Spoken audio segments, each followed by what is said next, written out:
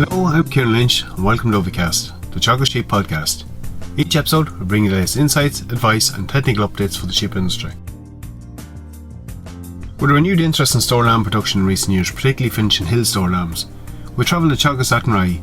We catch up with Dr Frank Campion, who's embarking on a new research project, looking at the potential of Finch and store lambs on alternative crops.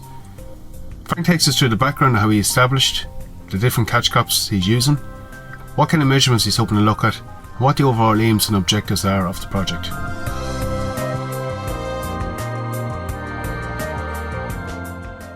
I'm joined now by Dr Frank Campion, researcher based in Teagasc Athenry. Frank, you're very welcome. Thanks, Kieran. Frank, you're embarking on a new trial over here. In part, it's a continuation of some of the work you've been doing in Athenry over the past number of years with store lambs. You're taking a slightly different approach to it. So previously a lot of work focused on indoor finishing and seeing what kind of levels of performance you got of different genotypes and castrates versus entails.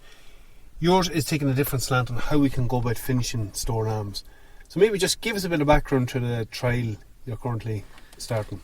Yeah, so like you said, Kieran, a lot of the previous work done here by looking at store lambs by Michael Diskin and Noel Claffey and myself and Michael Diskin in latter years has looked very much at indoor finishing systems, putting lambs in, feeding them ad lib concentrates and finishing them to both light carcass weights 12 to 16 kilos and typical French spec carcass weights 18 to 20 kilos. But I suppose this year and for the next couple of years we're taking a different slant on it and we're looking at what can we do with these type of lambs in an outdoor situation. So what we've done is we've basically designed an experiment with 6 treatments.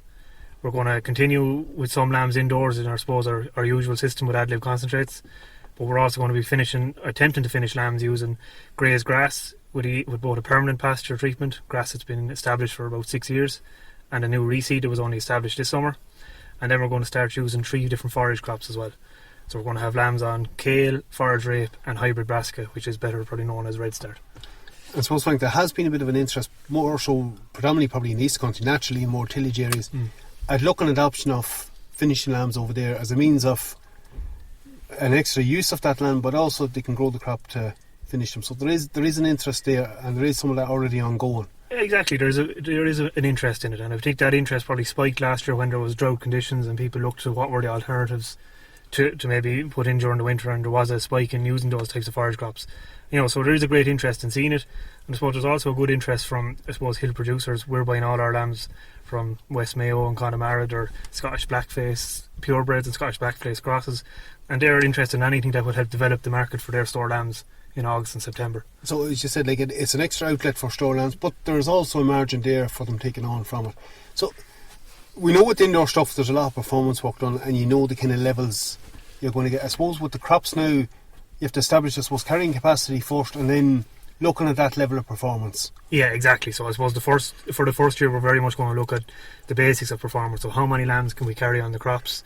What sort of performance are we getting back off those crops in terms of how quickly can the lambs grow? What sort of finishing rates are we getting? And we'll see what other products we can come across along the way. Okay, we might talk about that in a bit more detail. And of course you have the indoor trial as a benchmark. Yeah, the indoor trial is very much a benchmark. So we're in September now, just take us through the crops at the moment. How did you go about establishing them and when did you sow them? Okay, so I suppose we sprayed off about 15 hectares back in June. We then disked that. We ended up disking it 3 times. We power harrowed it, and then the seed was broadcast on and rolled in. In the terms of the grass seed, we ended up drilling that in before rolling it. So all that seeding took place on the 12th of July.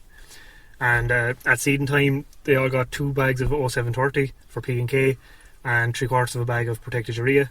And since then, once the crops were up, we went with another 3/4 bag of protected urea. And just to kind of set the scene, what kind of areas have you in? How big areas for each of these crops? So we have the 15 hectares divided across 5 different crops, so there's nearly 3 hectares per crop. And then within each of those crops, it's divided into 4 separate paddocks, so that we have 4 replicates across the area for each one of the 5 treatments. Okay, you're probably coming now. That's what you're hoping to graze at the end of the month. We're hoping to start grazing first, second week of October. That's our plan. And you have been grazing the grass ones. We've grazed the permanent grassland treatments in the last week or two just to get them back to a level playing field and to build up the covers in the way we want to.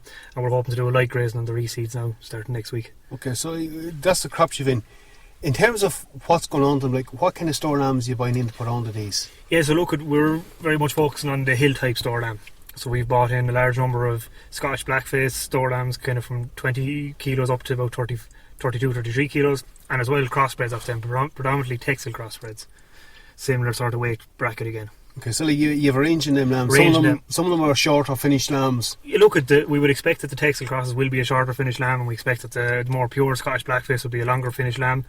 But I suppose we know from the previous studies done where we're looking at the indoor work, there could be 100 grams of a difference per day in growth rate.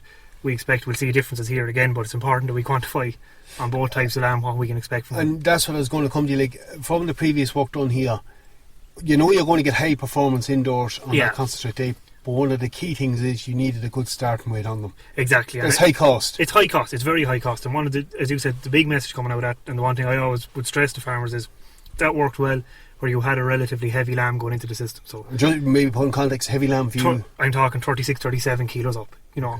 Whereas with these systems we're looking at putting probably slightly lighter lambs on it, getting relatively cheaper gain, find it's less weight gain but cheaper weight gain on grass and on our forages, and seeing how they compare to an indoor system. Because in fairness, like a 37 kilo store, you're not going to get them readily available coming off till there are there. They are there. But for that pure hill lamb. For that pure hill lamb, they're not there, and we know that from going around buying the lambs. That within most flocks, you'll have a couple of lambs that will be that weight, but the vast majority of lambs are sitting somewhere in the 25 to 32, 33 kilo bracket. And you have a large portion of them going to go on to this. We have a large portion of them going on to this. Okay, so there'll be a bit of period acclimatisation. Then you're on from October. We're on from first, second week of October. Like I said, we want to see how the yields are going, see how things are looking. There's no point going in too early and cutting ourselves short. So we have a small bit of leeway left in that. And you're looking at good numbers of lambs on each. We're looking at good numbers of lambs on each. We're looking at about 104 lambs per treatment. So, and within that, then there'll be 52 Scottish blackface pures, 52 Scottish blackface crosses, and within each of them then there's a male and castrate divide. Okay, so you're going to have a nice number of lambs. Nice number of finish. Exactly. It should be very interesting. Frank, look, we're going to see updates on this, I imagine, on the Sheep Twitter page, and we'll also see it in the newsletter. Oh, exactly. Once we start getting results back out, we'll be providing regular updates, and this is envisaged that it'll be run over a number of different years. So we'll very much have plenty of data coming out of it, and we'll be hoping to bring in groups over the years to show them what's happening with it. Certainly think it'll be something interesting for both sides of it, tillage ends of it, and for hill farmers coming in and see. Definitely. Should be a good trial over the coming years. Frank, thanks for giving up your time. Thanks, Kieran.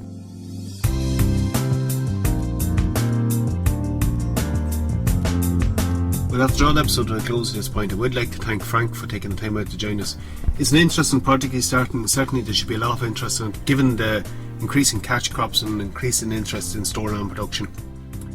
We will catch up with him in a later episode, see how management is going on that trial, and there will be updates coming in the Sheep newsletter. For all other updates, keep an eye on our Twitter page at Teagasc Sheep. I'm Kieran Lynch. Thanks for joining us on this episode of Ovicast. Don't forget to subscribe and tune in to the next episode.